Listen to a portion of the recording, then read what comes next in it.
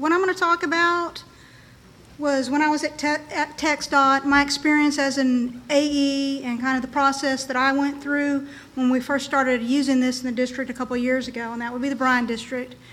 I'm going to talk about what I learned from the consultants when I was going through this process, and then I have some suggestions to help maybe with project selection process. So what I wanted from TxDOT's viewpoint when I was there was I needed to supplement my staff. So like all of us do, we go through our projects that we have, how many inspectors we think we're going to need, our support staff for the projects, and have that scheduled out. And so I looked through that and said, okay, I had 8 inspectors in my area office and 1 record keeper, 1 guy who did change orders. So pretty small office, and I needed help. And the help that TxDOT has is our consulting engineers to help with the inspection and the project management. And this is fairly new to TxDOT. I can remember for years we're saying we'll never have consultants do inspection, we'll always keep that in-house. Well, the reality is, you know, that's not the way it's going to be, and we need the consultants to be our partners and do a great job for us and to help us. And so I needed help. I went through, and so the way it worked in Bryan was I sent my list of projects that I wanted to our district planning engineer, Allison Kerwitz. She's here, so I had to say her name if she feel like celebrity in the room. But I sent my stuff to Allison. Allison coordinated with the PEP's office, and we worked on, you know, getting those consultant contracts in place. So when I found out through the procurement process of doing that is you better be well ahead of time. At the time when we first started doing it, there were some consultants that were already under contract and that they were going to assign to us for some of these projects I had early on, and I thought, okay, well, you know, that'll be a couple of months. So my suggestion is take however long you think is too long and double it. That's how long it's going to take, because the procurement process is a long process. And if you have a large job and you have to actually go through the complete procurement process, you need to probably be a year in advance at least. And it's probably some others who are working with TxDOT now can go through that timeline and whatever the current procedures are in a little bit more detail. But it takes a long time to get these contracts in place and set up so that they're ready to go before the construction starts. I think most of the ones that I had and requested, we were already a month or 2 into construction before the consultant was available to start work. And so that, again, was a problem in staffing and everything else. The other thing for TxDOT that I saw as a challenge was training. There was, at the time, there weren't the classes available. We all had to do an online training for the management of the consultant. And you know, that probably needs to be improved quite a bit. And there was a lot of things that I didn't know, that I didn't understand, that we just kind of learned on the fly as we went through the process. And I think if there can be some established training procedures that would help so that people will know how far ahead of time they need to start asking for these things, what they need to ask for, what they can ask for. One of the things that really shocked me was I found out that if I wanted the construction to handle change orders, if they designed a change order, they couldn't then inspect it. I still don't understand that, but that's one of the things that I learned, which then comes back to impact how I inspected those projects. So there's some things in the process, like I say, we kind of learned on the fly, and I think we're still learning. And the other thing is, I can't tell you how many consultants decided to start visiting me after we decided we were going to use CE&I. I probably had 13 different consulting firms come by and just say hello, introduce themselves, start building those relationships. And it was at first I thought, why are they coming to see me? You know, don't they got stuff to do? You know, we're all busy. But I'm really glad that they did, because I didn't really understand their business needs and where they were coming from. I only understood what I needed and where I was coming from my side. So I think understanding both sides, and I noticed there's a lot of speeches today and tomorrow on this particular topic, and I think if we both understand each side, we'll end up with a better product for the department, for the taxpayers. Because right now, I'm not sure we're handling this, or at least when I was there, we weren't handling it in the most efficient way. And then that's what we all want to end up with, something efficient, something constructed well for the taxpayers. So understanding what the consultant's business needs are, I think, is an important part of how TxDOT decides which projects it's going to staff with the consulting engineers. So what I wanted was large-scale projects. We had just started in the Bryan District, 45 widening, kind of like the 35 corridor. And so we went out and did through the full procurement process and hired a consulting engineer to do the project management and inspection on 45. Well, their level of effort was more people than I had in my entire area office. So obviously we needed help on that project, and that was a good project to select. Also, because of the way the inspectors were covering multiple jobs, if I had night inspection jobs, I kind of wanted a consultant to do that, because if I had to put one guy on a night job, he couldn't cover 3 jobs during the day or whatever I had him, covering at the time. So I was looking at jobs that were challenging to cover with the inspection forces I had. And the other thing is district-wide contracts that are run out of one area office. We had a pavement marking contract, rumble strips, those kind of things, where I didn't really could send one inspector to follow the contractor across the whole district, or the coordination to work with the other area offices to trade off inspectors. So those are the kind of projects that I thought could help me. And so this is kind of what I requested. Now I had the shoulder texturing, the placing centerline texturing, profile marking, kind of district-wide project. I had a large rehab job, 25 million, a little over 500 working days, big project for my area office. I had a small overlay that I just needed some help with just because of staffing. And I had 3 off-system bridges. And these 3 off-system bridges were each in different counties. Some of them have multiple bridges, but they were all let within a month of each other. They were let separately, so I had 3 contractors, 3 off-system bridge contracts, and so that was a little bit of a problem. And so I wanted one consulting company to handle the inspection on those, because I had 3 different contractors working at the same time. And this is one of the ones, I think we finished one of the bridge contracts before the consultant actually even got on board. There was a lot of trouble getting help to inspect these. And in my opinion, doing the off-system bridges, at least in the Bryan District, is very rural. There's no traffic. You're closing the road. I thought those would be easy. Who wouldn't want to inspect those? But nobody did. So again, we had the big 45 job, went from the Montgomery County line, which is kind of close to Willis, all the way up to Huntsville. And this ended up being led as 2 contracts, each about $116 million each. So, originally it was going to be let together, then it got split. And so this was a really good one, I think, to have the consulting engineers help us with. But that didn't relieve TxDOT of having to staff people to watch the job either. We embedded an employee, and I think she's going to speak tomorrow morning about this project. So from talking to the consultants, what I found was they also had staffing issues, and the location of the projects could be a problem. They also, and I didn't realize, had such a high DBE percentage.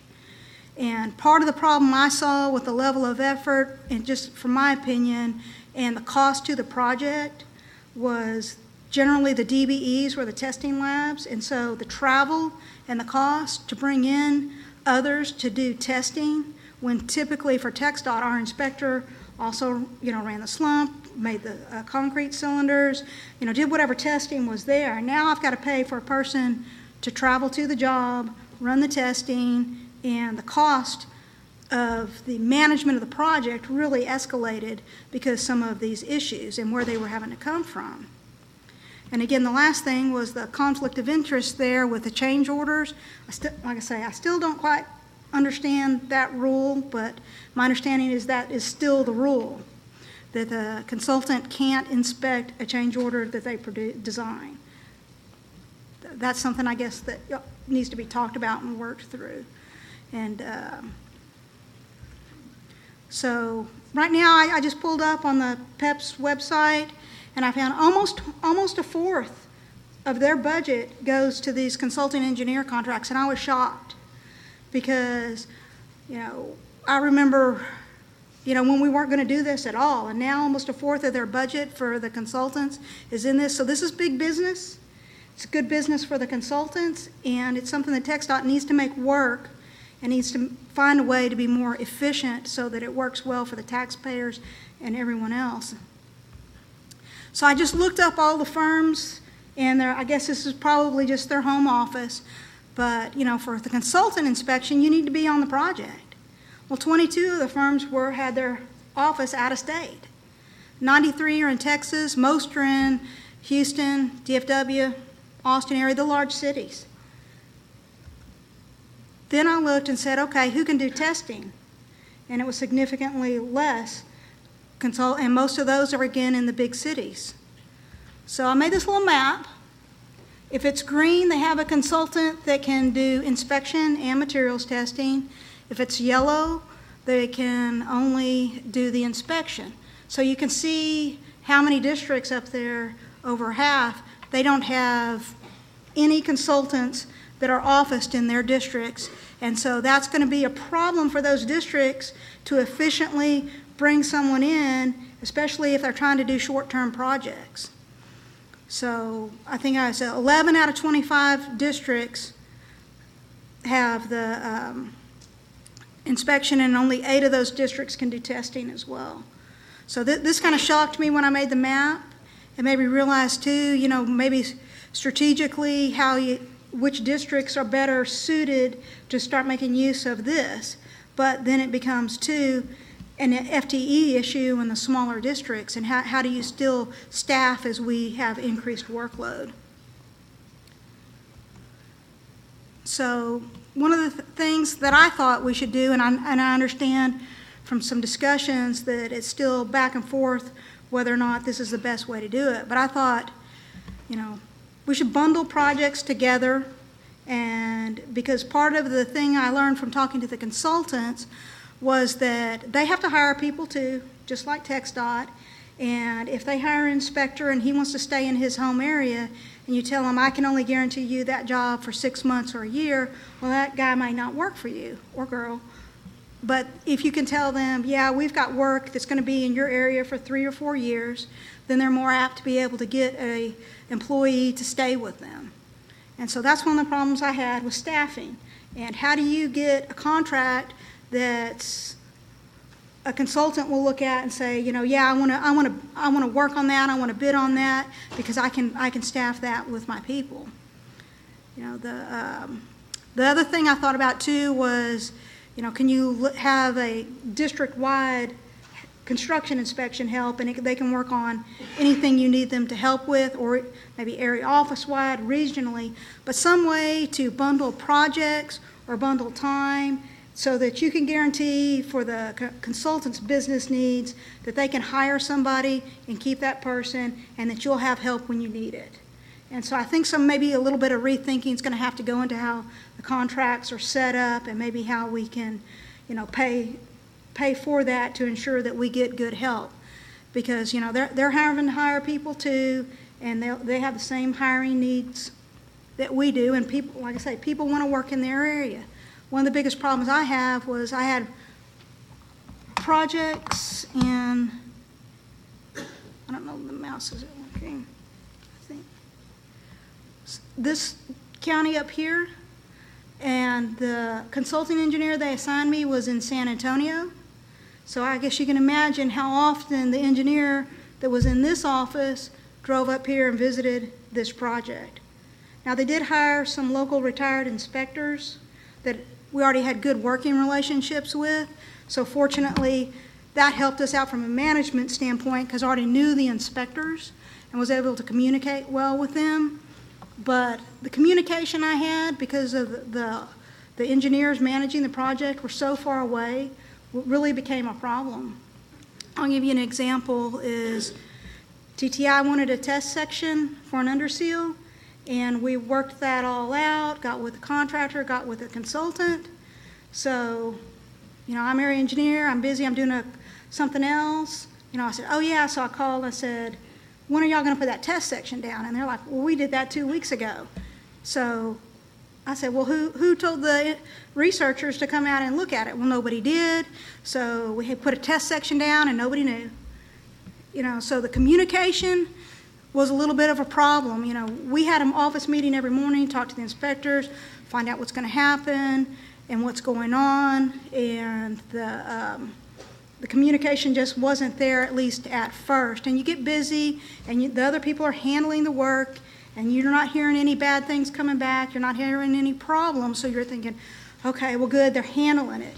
But with that, you miss a lot of the day-to-day interaction.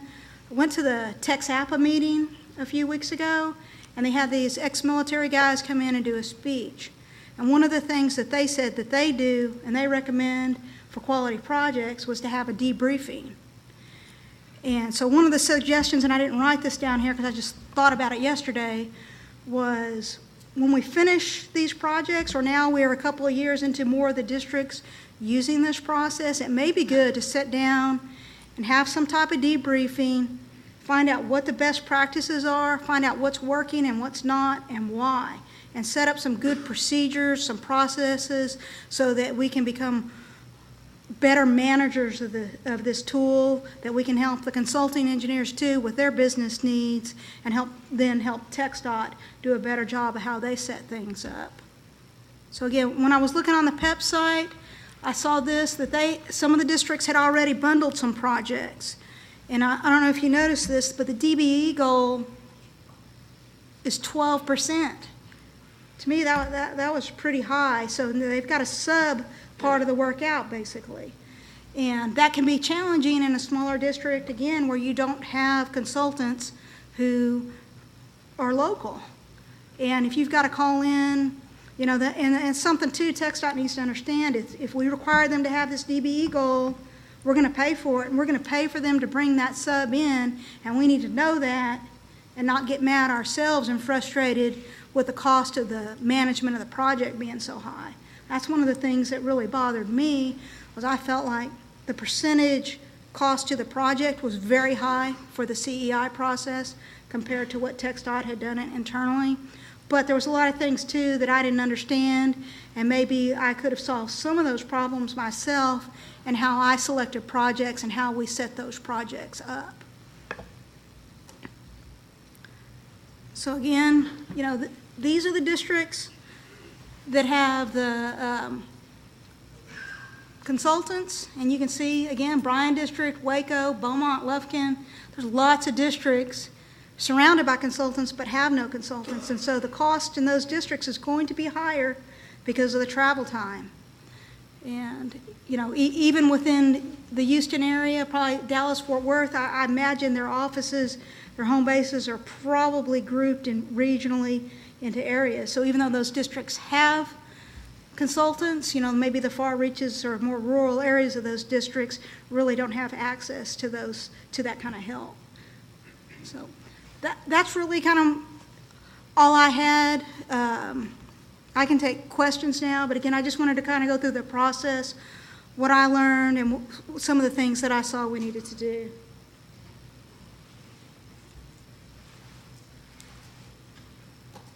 No questions? Oh, Chris. I think you did a good job of explaining some of the geographic hardships that we all have with this. And the bundling of projects, for instance, and district-wide striping makes a lot of sense. You can take your employee and do a lot of other things locally with them and let somebody else chase them around. The problem is, if it's a striping job with a 12% DBE goal, and the consultant you're given by PEPS isn't a DBE, you're artificially placing employees on a project just to meet DBE goals that aren't needed to cover the work. And that's frustrating as a taxpayer, let alone an area engineer. Right, and that, it's exactly right. For those of y'all that didn't hear Chris's comment, he was just saying that when we set these projects up, for example, like the striping, and you have to call in a sub to meet that DBE goal, and then as a taxpayer, we've just paid for that extra work maybe that we wouldn't have paid for if we'd done that work in-house. And, he's right about that, and that's why I think, for me, I felt like I was just kind of hit the ground running, learning as I went on, and I think me as an area engineer, I could have done a lot better job selecting these projects and maybe deciding how I might have actually done more CE&I, knowing I had to follow that one consultant around, because, like we all want to be good stewards of the taxpayers' money and use it in the most efficient way possible. And, so for me, when I just first looked at it, I just kind of looked at it from my staffing standpoint and what I needed help with, and not understanding these rules for DBEs and the consultants' business needs. I think I could have made some better calls on which projects that I asked for help for. Well, one other comment too is the DBE goals, as I understand it, is a percentage of the overall set of contracts, not necessarily project specific. And there are areas in the metros where you may have 30, 40 people on a large project with a very high DBE goal that can be met because there's local DBEs that can be utilized, whereas you mapped out where the DBE labs are, but if you map out where the DBE consultants are that people are using, I think there'd be a lot of sparse areas in the state there too, because you're paying a lot of travel for those folks. I think we could still meet or exceed the goal without applying it to every single project kind of arbitrarily. Right, so Chris has said the DBE goals is more of a contract-wide goal for the program and not necessarily contract by contract. I'm not sure, but he seems like he's pretty sure that that's the way it is. So, that's the other thing that I forgot to mention for the TxDOT staffing standpoint, is there's so many layers in the process, from the PEPS division to the people at the district office to the people in the area office, the people on the project selection committee. It takes a lot of time and effort to hire the consultants, and then again, there still has to be someone to manage that consultant. And then the management part goes through billing, going through multiple divisions, the billing being reviewed by the district, by the area office. There's a lot of probably FTE time that needs to be evaluated on those processes as well, and maybe streamlined so that we're a little more efficient, because it always bothered me that why is the division managing the payments for that consultant when I'm paying a multi-million-dollar construction project? Why don't I just handle all that together and cut these 3 or 4 layers of middlemen out? But, I was just starting to learn the process, so I don't know the answers to those things. Yes? Did you see anything from y'all going through these from originally scoping to the end of, more things you would have done differently in scoping the CNIs or things to include? Okay, the question is when you set up the scope of work that you want the consultant to do. For me, I wanted them to manage the complete project as if they were an extension of my area office. So I wanted them to keep the records, handle the setting up the estimates, do all the site manager, do all the paperwork. I just wanted them to inspect it, and then I would just approve the estimate at the end of the month. I just wanted them to be an extension of my forces. Now, I know at the time we were talking, do I just need to get lab testing help? Do I just need to get help with record keeping? Do I need to break out and just do certain parts? At the time, the way I looked at it, I wanted complete help. But I know there's some ways you can parse it out. I think when I first started looking at it, the recommendation was don't do that. That's not a good way to do it. And so, but I don't know if that's true or not. It may be in some cases, but maybe not as the general rule. All right. Oh, do we have time for one more? Are we good? Okay, we'll do one more. We'll do one more. Let Alan. Good presentation, Darlene, as always. Did you have any trouble getting server or site manager access to your consultants? Yes, and I'll just mention this because we found this out kind of the hard way. If they already had site manager access in another district, you needed to call that district to get them to add your project in, because if your people added them, they lost their access in the other district. So site manager access is kind of a weird deal. So just don't turn in a ticket and a form for them to get access and add it to your project, because it's a little more complicated than that. And it was confusing, but we said okay, and like I said, San Antonio set them up on our contract for us. But it took a while to figure that out, and the consultant was just, they were in a panic that we were going to set them up and ruin their day, but we didn't. All right, thank y'all.